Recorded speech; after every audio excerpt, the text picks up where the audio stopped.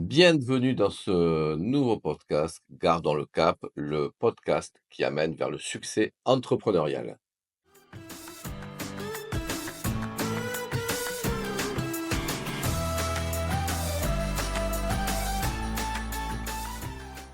Bonjour Gérard, j'espère que tu vas bien.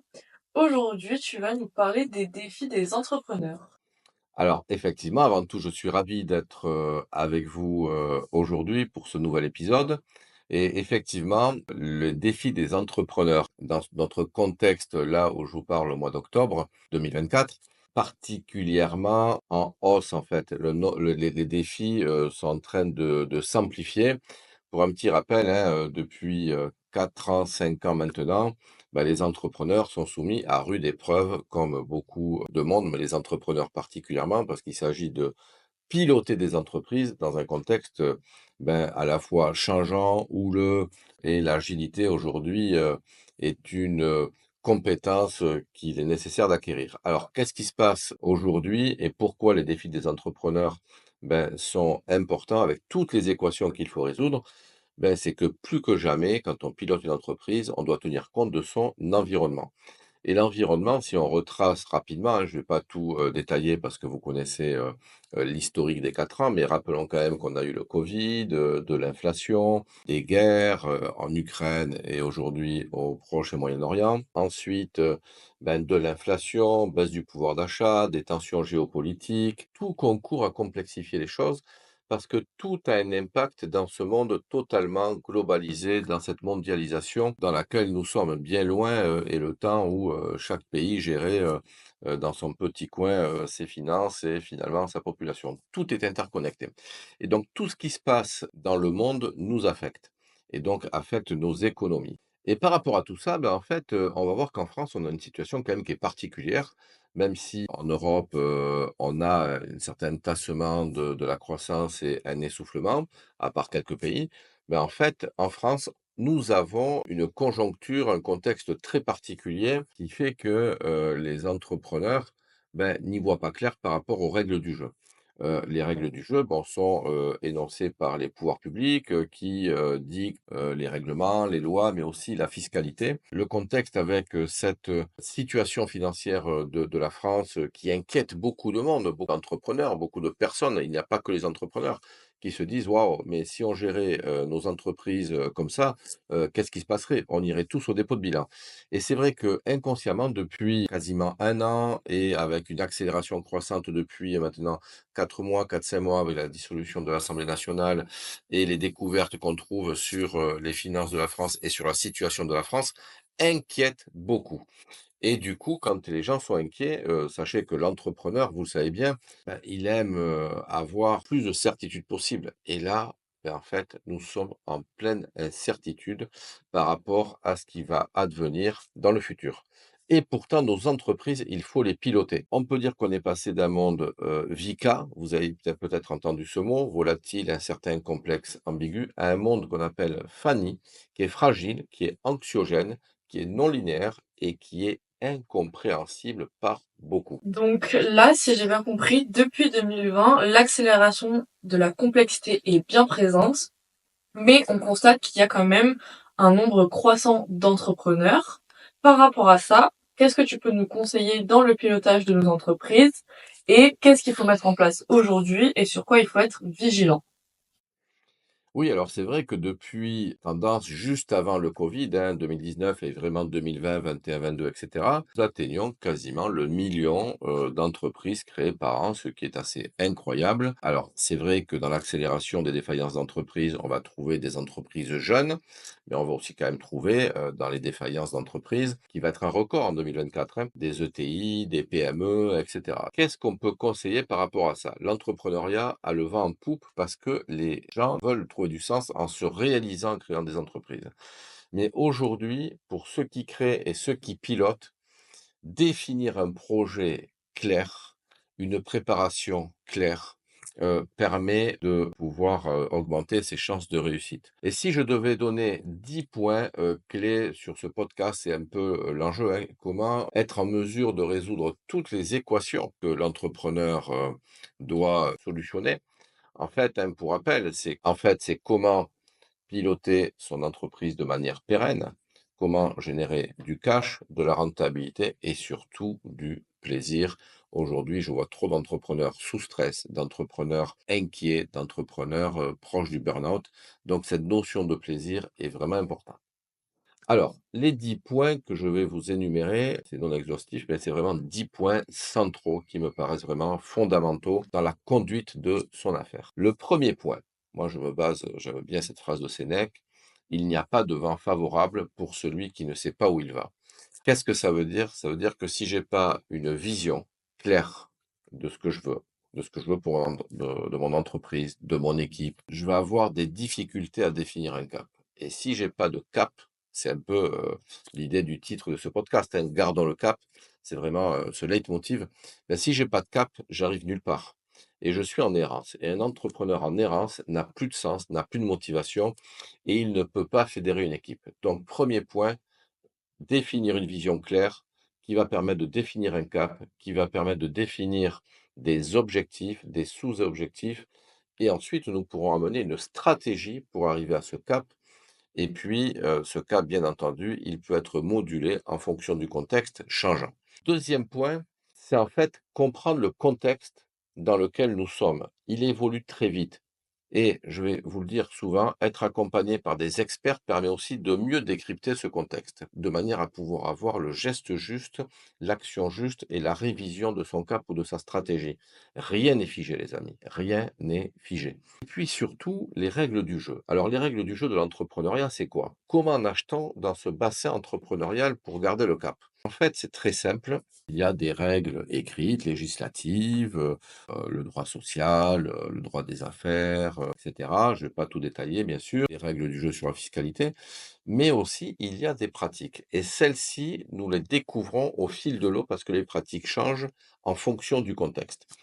Et pour cela, il faut avoir, l'expérience, et surtout, pouvoir, décrypter les manières de faire. Exemple, aujourd'hui, nous sommes à nouveau dans un contexte où les impayés, se redéveloppent comme dans les années 2009-2014. Donc faisons attention, lorsque nous nous faisons payer avec des délais. Beaucoup plus de méfiance dans les affaires. Une autre règle à prendre en compte, c'est que les comportements, des collaborateurs est beaucoup plus changeant qu'avant. Il y a de l'instabilité, ça ne veut pas dire que les collaborateurs sont, mauvais ou autres, mais il y a des aspirations différentes. Nous devons en tenir compte en tant qu'entrepreneurs ou futurs entrepreneurs. Par rapport au contexte et aux règles du jeu aussi, c'est son marché, comment évolue-t-il? Quelle va être, l'évolution, quel va être le futur de notre marché? Et anticiper, des produits, des services qui vont pouvoir, satisfaire les besoins futurs de nos clients. Il y a les besoins d'aujourd'hui et il y a les besoins futurs de nos clients.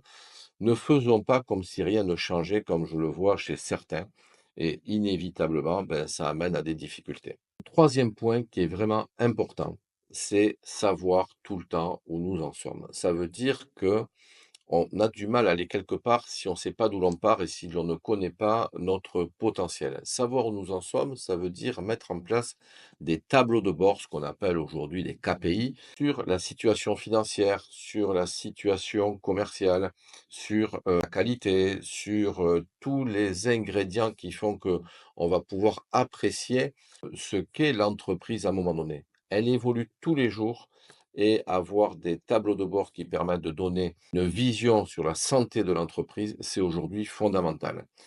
L'entrepreneur, c'est comme un sportif de haut niveau.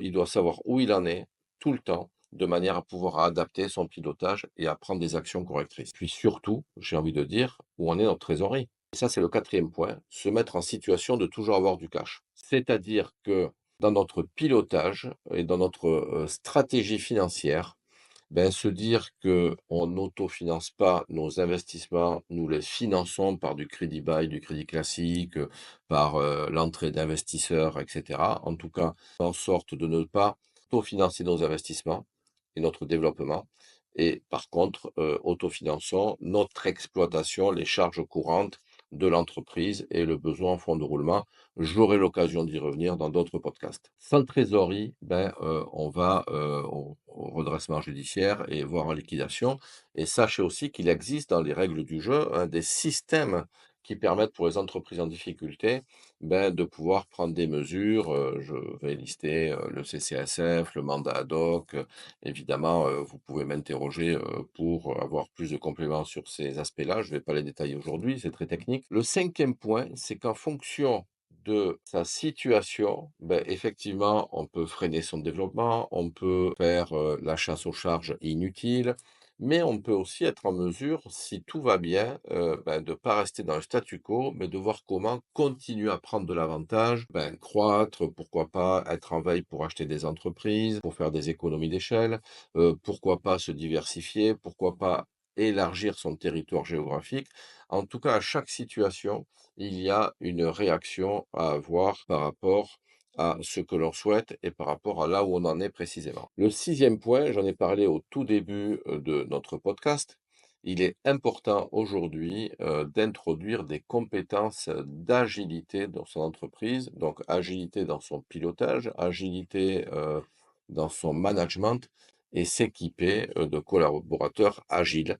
Pourquoi? Parce que dans un environnement qui est houleux, qui est changeant, qui est la vérité d'aujourd'hui n'est pas celle de demain et nous le voyons bien. Regardez par exemple, il y a 2 ans, c'était le démarrage de l'inflation, avec la hausse des matières premières, du coût de la vie, et cetera et après les années covid où nous étions enfermés, il y a eu un emballement de l'économie et puis 2 ans après, là, on est en train de, se rendre compte que l'inflation, ça y est, diminue finalement plus vite à l'heure où je vous parle, hein, ça peut changer dans quelques semaines et du coup, alors qu'il y a encore quelques mois, les taux d'intérêt étaient figés un peu à la hausse et les banques centrales disaient: «On ne va pas, baisser les taux». Aujourd'hui, je viens de lire hier que les banques centrales vont, en tout cas la BCE, la Banque centrale européenne et la Banque centrale américaine, vont baisser les taux plus rapidement pour relancer l'économie. Il n'y a pas de vérité aujourd'hui à long terme, à moyen terme, c'est vraiment être au courant de tout pour pouvoir adopter les bonnes décisions. Rien n'est figé, sauf le fait que nous devons être agiles et pour pouvoir s'adapter sans arrêt. Donc cette compétence d'agilité, je la recommande vivement aujourd'hui,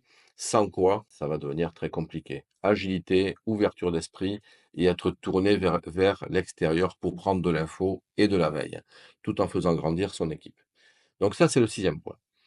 Le septième point, en fait, nous avons des écosystèmes qui nous entourent. L'écosystème, c'est quoi? C'est nos collaborateurs, c'est nos équipes qui sont externes, nos sous-traitants, nos freelances, mais aussi nos fournisseurs et nos conseils.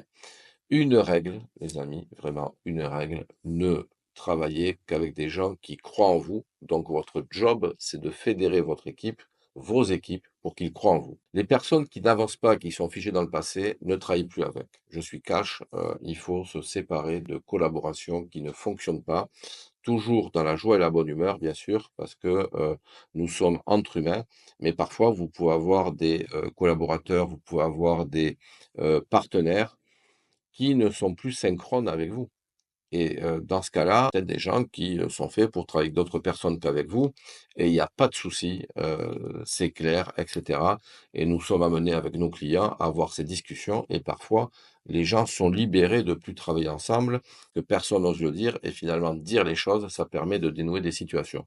En tout cas, dans le choix de vos partenaires et de vos collaborateurs, ayez la même fréquence. Avancer ensemble, créer ensemble, partager. Vous devez être en tant que dirigeant d'entreprise celui qui, amène cette notion de partage. Le fait que vous soyez le leader de cet écosystème pour que tout le monde ait envie de vous suivre, même vos conseils. Et vos conseils aussi, choisissez-les par rapport au fait qu'ils croient en vous et qu'ils ne soient pas dans le rôle du sachant et vous, celui qui ne sait pas. C'est un partage. En tout cas, c'est comme ça que nous faisons dans les accompagnements. Nous partageons nos connaissances pour donner plus de capacité aux entrepreneurs. Donc, dans cet écosystème, c'est vraiment puissant parce que c'est celui que vous allez alimenter et c'est lui qui va vous porter. Et c'est un système qui s'auto-alimente. Le huitième point, comme rien n'est, figé, en fait, il faut, de temps en temps réviser son modèle. Est-ce qu'il est toujours clair par rapport à, ce que vous êtes, ce que vous faites, par rapport à votre équipe, par rapport au monde qui nous entoure? Donc de temps en temps, de revoir son business model, c'est de faire les réglages au fil de l'eau. Alors on va pas réviser son business model, bien sûr, tous les jours, mais faire un petit point, vraiment au trimestre pour faire des réglages, c'est mieux que de tout casser pour tout recommencer, tous les 2 ans. Je conseille de le faire, aussi en équipe. Moi, j'aime bien avec mon équipe, par exemple, on a une réunion trimestrielle et puis, chacun, a sa valeur et c'est important, chacun a sa valeur. On est avec des humains, on n'est pas avec des robots, donc chacun a sa valeur, chacun a son expérience, tout le monde a la parole et puis éventuellement, on peut aussi, le faire avec des gens qui vous accompagnent parce que ça permet, peut-être aussi d'avoir une ligne directrice en n'occultant aucune partie de l'entreprise. Toujours avoir cette vision globale. Donc quels sont les réglages à faire, régulièrement? Mais n'oubliez pas, ce business model, il faut qu'il ait une vocation à vous ramener du cash. L'argent est rare, les prêteurs aujourd'hui, sont quand même frileux, il faut le dire. À l'heure où je vous parle, encore une fois, on a de la rétention sur les dépenses, ça veut dire qu'on a une tendance à l'épargne ou à garder l'argent. Donc aujourd'hui, l'argent est rare. Priorisez les business models qui ramènent du cash, comme par exemple prendre des acomptes, dans les relations clients, ne pas faire d'autofinancement, j'en ai parlé tout à l'heure. Et de là découle forcément le neuvième point qui est réviser ses offres. Quand vous êtes sur du haut de gamme, par exemple, regardez si vous n'avez pas des, produits d'entrée. Pas forcément de bas de gamme, mais des produits d'entrée, qui permettent de faire découvrir votre univers.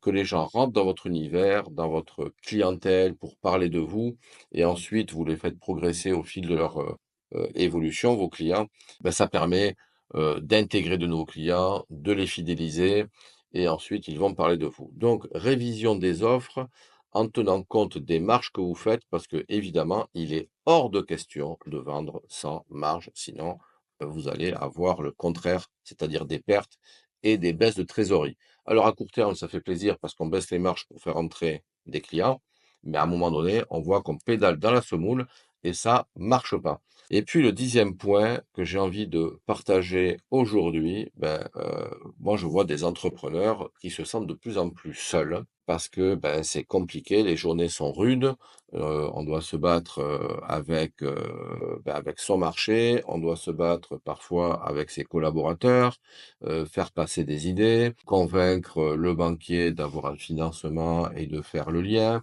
Quand les taux se resserrent parfois, c'est le cas, il faut le dire, en fait, trouver des solutions pour échapper, à des difficultés et voir parfois un effondrement de son business et même quand ça va bien, là aussi, quelles sont les équations à résoudre pour finalement, se développer dans l'équilibre sans altérer le futur. Sortir de l'isolement, c'est quoi? Et l'isolement d'ailleurs, l'entrepreneur le voit souvent le soir quand il se met au lit, heu, où toutes les idées se remettent dans sa tête et ça génère de l'insomnie et vous savez de quoi je parle, c'est sûr. Celui qui a le plus d'insomnie, c'est l'entrepreneur. Donc pour ça, c'est quoi? En fait, c'est partager, faire du réseau. Pas sortir, pas rester dans sa bulle, faire du réseau. Se faire accompagner, c'est une clé forte pour avoir du recul, se faire accompagner par des gens qui ont de la connaissance et de l'expérience. Se former pour avoir les clés, du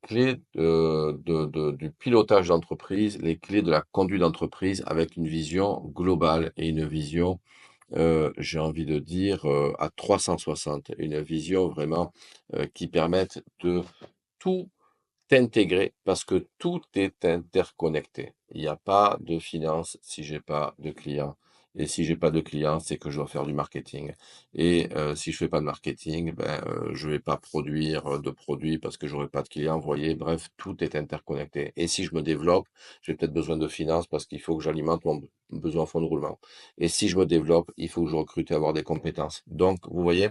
Nous ne pouvons pas prendre de décision si nous n'imaginons pas les conséquences futures de ces décisions. Donc vous voyez, le défi des dirigeants d'entreprise s'élève chaque jour plus.